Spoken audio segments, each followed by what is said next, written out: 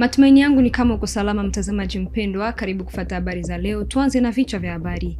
FARDC imechukua tena udhibiti wa mihimili wa Pango Itepe huko Mombasa uliokuwa unashikiliwa na ADF. Jeshi linaendelea na mashambulizi yake ili kulinda raia na kurejesha uhuru wa usafiri. Akishtakiwa katika kesi ya malipo yanayopingwa na Frivao, Constant Mutamba aliondoka ghafla katika kikao cha mahakama ya Kasasi Jumatatu hii akilalamikia taarifa za uongo kwenye wito wake kukatiliwa kusajili malalamiko yake dhidi ya karani na kuvunjwa kwa haki yake ya kujitetea.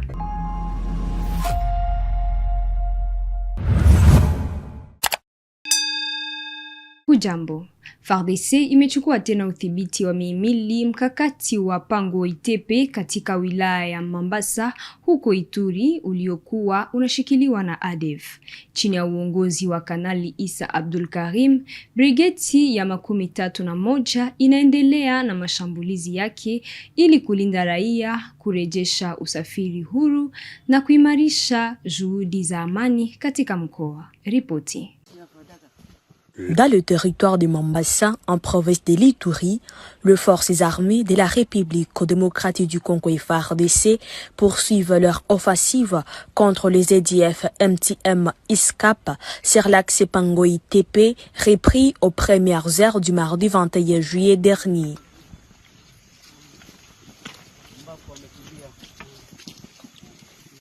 Sur les terrains, le colonel Issa Abdul Karim incarne une troupe décidée à ramener la paix, à sécuriser les populations et à rouvrir la libre circulation dans cette partie de la province, jadis triangle de la mort.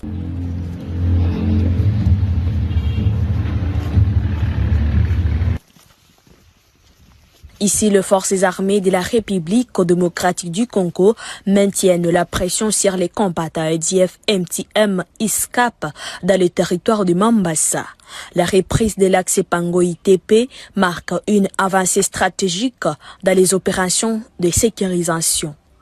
À la tête de cette mission, le colonel Issa Abdul Karim, commandant de la 31e brigade de défense principale, s'est montré ferme sur les règles d'encashment et la discipline militaire. C'est inconcevable d'aller sur la ligne de front en étant ivre. Il est également étonnant de voir des biens de la population être volés. Cela ne correspond pas au profil des bons soldats. Faire souffrir la population est inacceptable.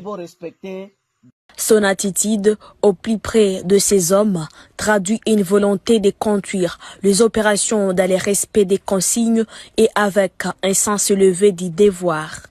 Cette ligne d'action s'inscrit dans la vision du président Félix-Antoine Tshisekedi Tshilombo et de la dynamique de pacification portée en Ituri par le gouverneur militaire et commandant des opérations, le général-major Gabi Kasongo Mulumba. Toujours en froid avec ces hommes, le colonel Issa Abdul Karim donne l'image d'un officier de terrain déterminé à partager les mêmes efforts, le même risque et la même endurance que ses troupes en vue d'une victoire commune. Akishtakiwa pamoja na aliyekuwa mratibu wa Frivao Chansar Bukolila katika kesi ya malipo yanayopingwa na mamilioni ya dola, Constant Mutamba alifika Jumatatu hii mbele ya mahakama ya Kasasi. Aliyekuwa waziri wa haki aliondoka katika kikao akilalamikia taarifa za uongo katika wito wake wa kufika mahakamani kukataliwa kusajili malalamiko yake dhidi ya karani na kuvunjwa kwa haki yake ya kuwasilisha hoja za kisheria. Combattre un système, le système mafieux qui détruit ce pays, qui met à genoux ce pays, qui paupérise notre peuple. Et se sont organisés en un petit groupe pour non seulement me condamner injustement, mais aussi et surtout m'arrêter illégalement.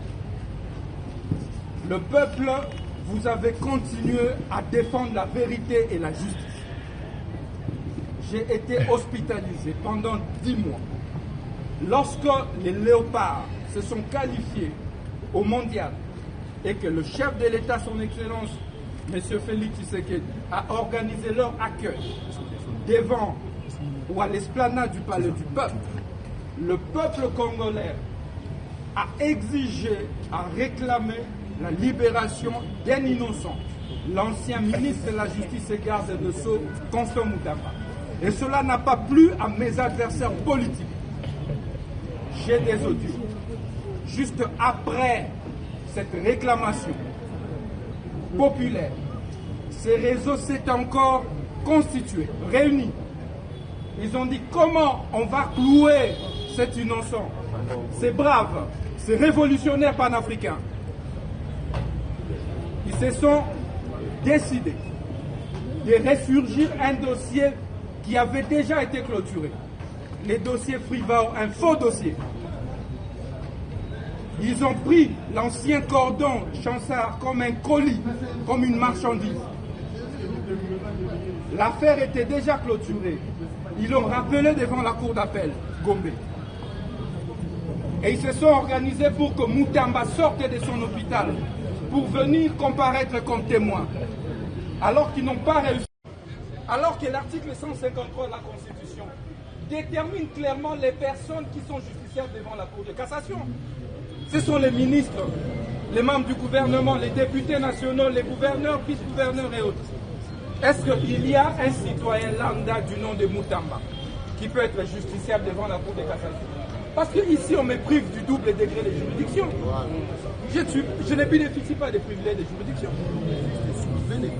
Et cela viole la Constitution.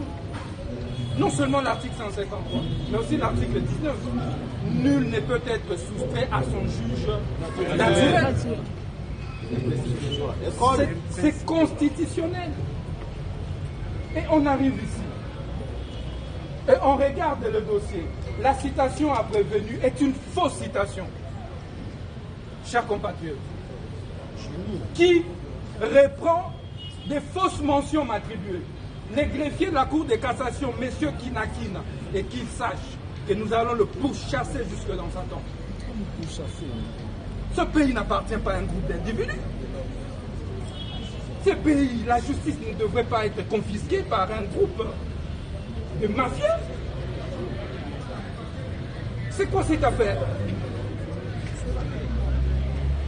C'est quoi cette affaire? Les greffiers reprend des fausses mentions dans sa citation à prévu. Nous acceptons de venir comparaître. Nous demandons, présentez-nous alors cette citation comparaître. Les greffiers mentent. Et nous allons contester cette citation à prévenu devant les tribunaux des grandes instances. Mais, mes chers compatriotes, les tribunaux des grandes instances refusent de réceptionner la plainte. Ça veut dire la citation directe d'un citoyen, d'un justiciable. Vous avez déjà vu ça où?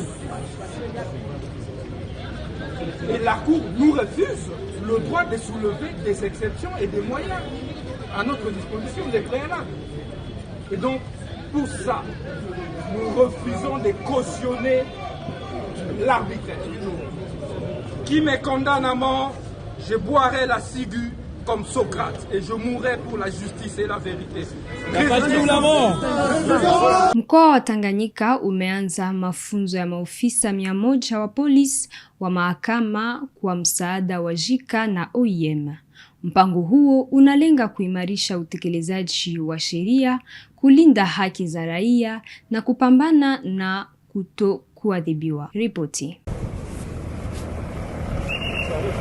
C'est à l'école de formation de la police nationale congolaise que le gouverneur de la province du Tanganyika, Christian Kitungwa Muteba, a officiellement lancé ce lundi 29 juin 2026 la formation de 100 officiers de police judiciaire OPJ à compétence générale venus de l'ensemble de la province. La cérémonie s'est déroulée en présence de plusieurs autorités politico-administratives, judiciaires et policières. Durant 3 mois, ces officiers bénéficieront d'une formation portant notamment sur la qualification l'évaluation des infractions, le régime de la répression, les droits humains ainsi que d'autres matières essentielles à l'exercice de leurs fonctions, dans le but de renforcer la promotion de l'état de droit. Après différentes allocutions, notamment celle du chef de bureau de l'OIM et du coordonnateur national de la réforme de la police nationale congolaise, le gouverneur Christian Kitunga Muteba a déclaré que cette formation constitue une preuve éloquente de la vision du président de la République, Félix-Antoine Tshisekedi Tshilombo, qui entend doter la province du Tanganyika d'officiers de police judiciaire capables de garantir l'application de la loi, de protéger les droits des citoyens et de jouer un rôle déterminant dans la lutte contre l'impunité. Dans un contexte où notre province continue de relever des importants défis sécuritaires et sociaux, le rôle des officiers de police judiciaire est capital. Vous êtes en effet un cœur de système judiciaire. Vous êtes le garant de l'application de la loi, les protecteurs de la liberté individuelle et collective, ainsi que les acteurs clés de la lutte contre l'impunité, telle que prônée par la vision de son Excellence, Monsieur le Président de la République, chef de l'État, Félix-Antoine Tshisekedi Tshilombo. Vous avez le devoir de dire le droit, même si votre conviction personnelle ou vos sentiments vous obligent, mais vous êtes tenu par la loi de rester juste.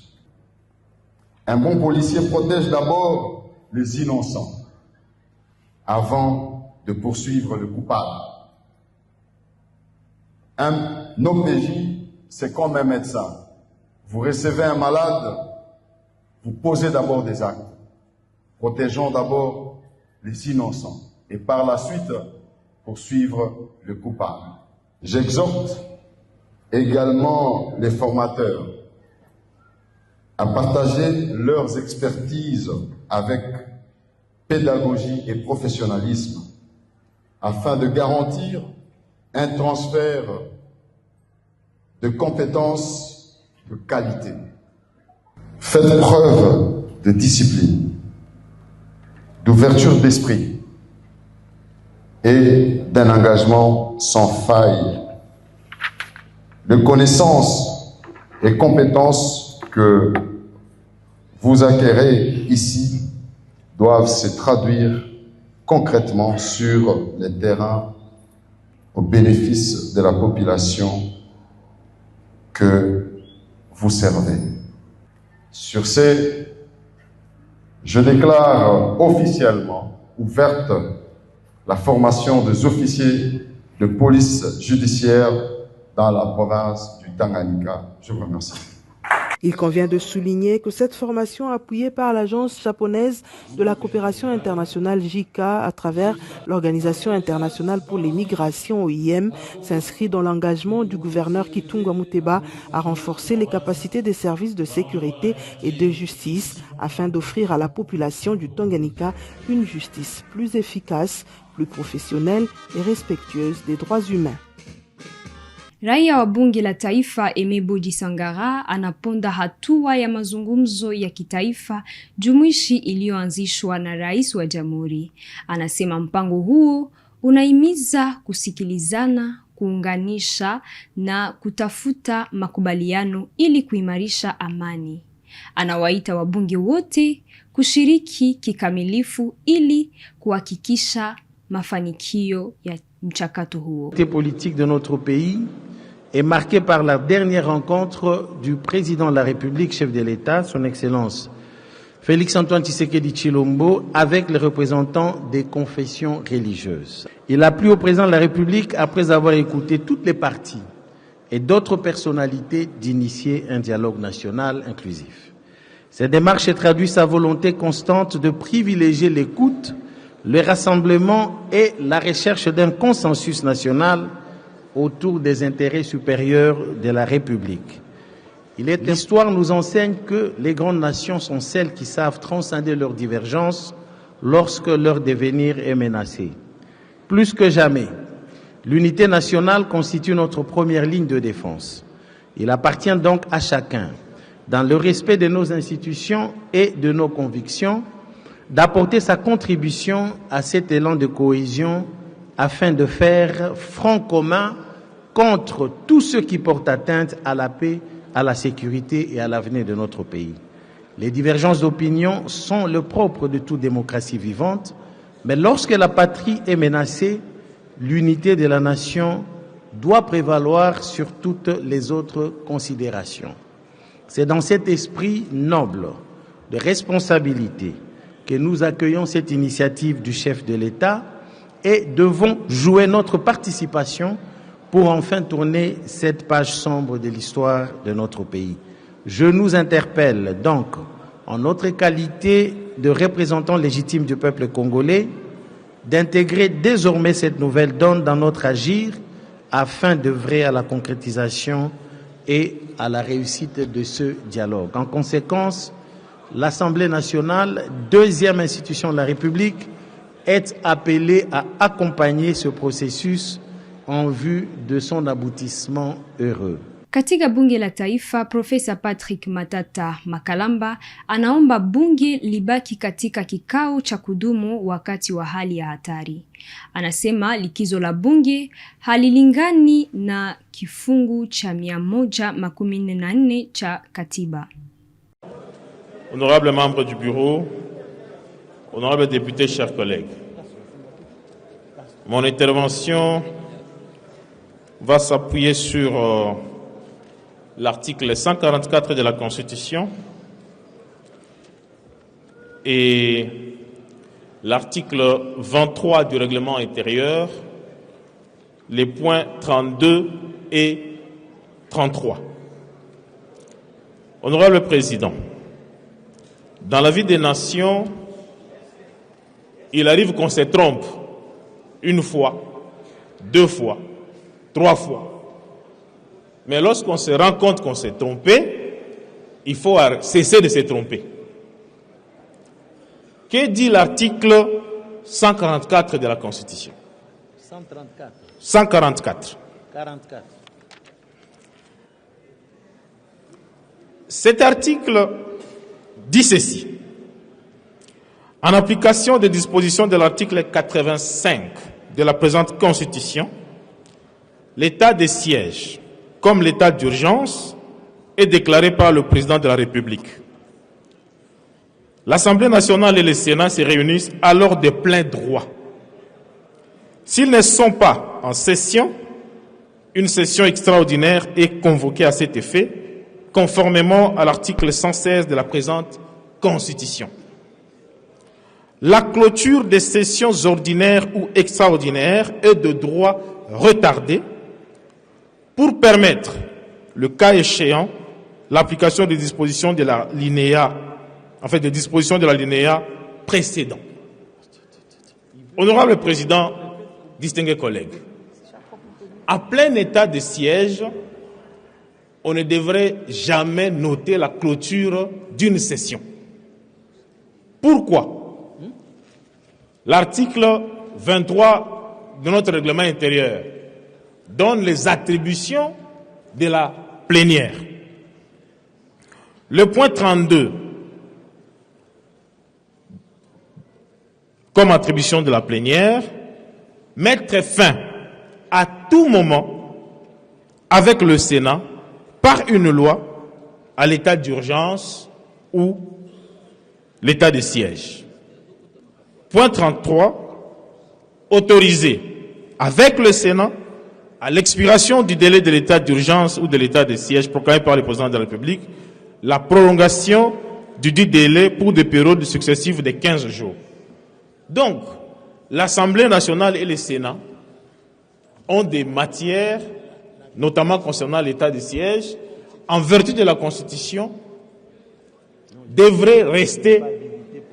Ce n'est pas des sessions extraordinaires, ça n'a pas d'implication liée à la session extraordinaire, mais la Constitution voudrait qu'on ne puisse pas clôturer la session. Le 129 de la Constitution est très clair.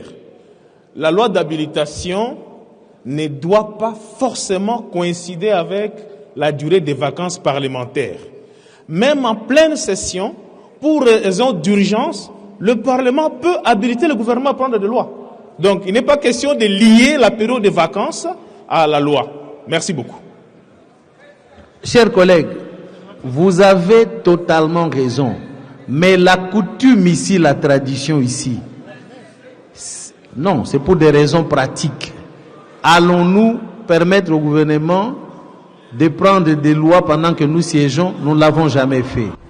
Mbunge wa Taifa Eric Chikuma ameliarifu bunge kuhusu kuongezeka kwa ukosefu wa usalama katika jiji la Kinshasa. Amekosoa kuongezeka kwa uhalifu katika mitaa kadhaa, hususan Makala na Selembao.